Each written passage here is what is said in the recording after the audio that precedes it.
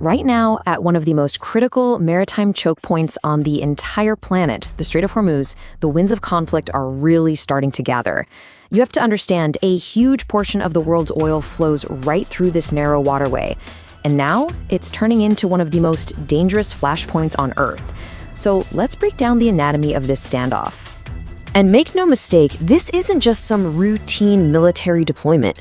What we're witnessing here is a very calculated move toward a serious escalation. The stakes are incredibly high, and the strategies being talked about could literally reshape the entire region. So what does that kind of escalation actually look like? Well, the analysis points to a concept laid out by retired U.S. Admiral James Stavridis, a full-scale maritime blockade of Iran. And we're not talking about a small-scale operation here. This would be a massive undertaking designed to exert absolute maximum pressure. The goal itself is, well, it's simple on paper, but just immense in reality. The plan would be to put powerful naval forces on both sides of the strait, essentially to bottle up Iran and completely seal it off from any maritime access. We're talking about a naval stranglehold. So how do you pull that off? Well, it all starts with the crown jewels of American naval power. We're talking about two, not one, but two full Nimitz-class aircraft carrier strike groups. These are basically floating cities with unbelievable firepower, and they'd form the backbone of the whole operation. And yeah, that's just the beginning. The plan would reinforce those carriers with a truly formidable surface fleet, more than 20 Arleigh Burke-class destroyers.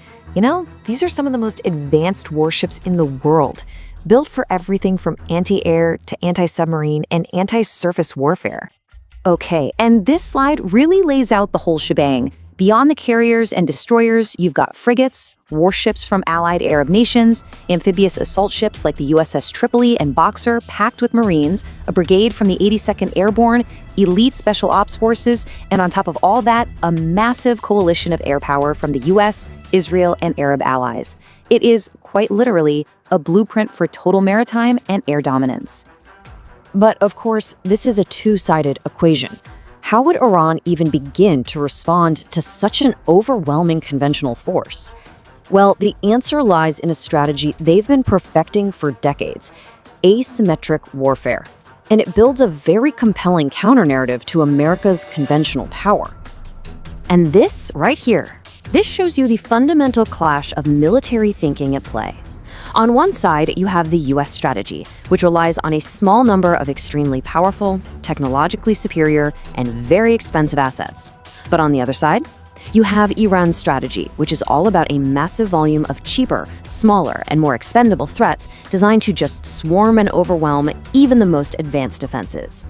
And what's so crucial to understand here is the sheer diversity and quantity of Iran's arsenal. We're talking about hundreds of fast attack boats and unmanned surface drones, hundreds of anti-ship cruise missiles, and then get this, thousands of anti-ship ballistic missiles and aerial attack drones. Then you add in stealthy mini-subs, remote-controlled sea mines, advanced air defenses, and, this is critical, intelligence support from Russia and China. It's a multi-layered defensive web. You know, all of this brings us to a really key strategic insight from the analysis.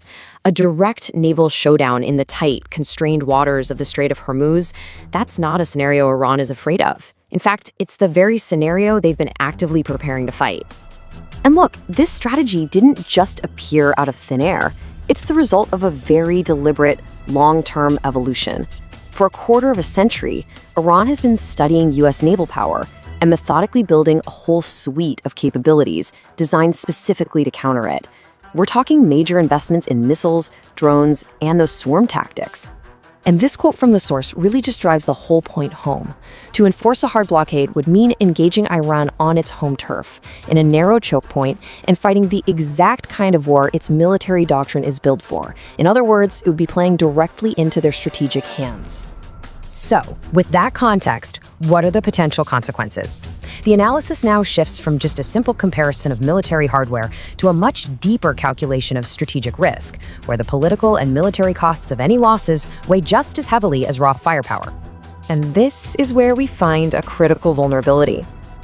For the United States, its major warships aren't just military assets. They are powerful symbols of national prestige and global power. So the political and strategic shock of losing even one is absolutely immense, which creates a very, very low tolerance for combat losses. So let's make this real for a second. In a conflict that's all about swarms of missiles and drones, what's the actual strategic impact if some of those threats get through? What happens if just a few American warships are actually hit and taken out of the fight? Well, the analysis on this is pretty stark. The loss, or even just severe damage of 2 destroyers, remember, out of a fleet of more than 20 in this blockade plan, would be considered an unprecedented disaster. It wouldn't just be a tactical setback, it would be framed as a decisive strategic defeat on the world stage. And then, if the unthinkable happened, if a U.S. aircraft carrier, the very centerpiece of American naval power, were to be disabled by missile or drone strikes, the consequences would be nothing short of catastrophic. Militarily, geopolitically, the fallout for a global superpower would be almost impossible to measure. And all of this leaves us with a final, really critical question.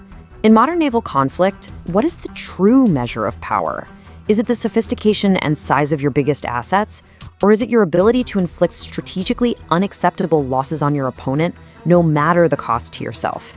The standoff in the Strait of Hormuz might just provide the answer.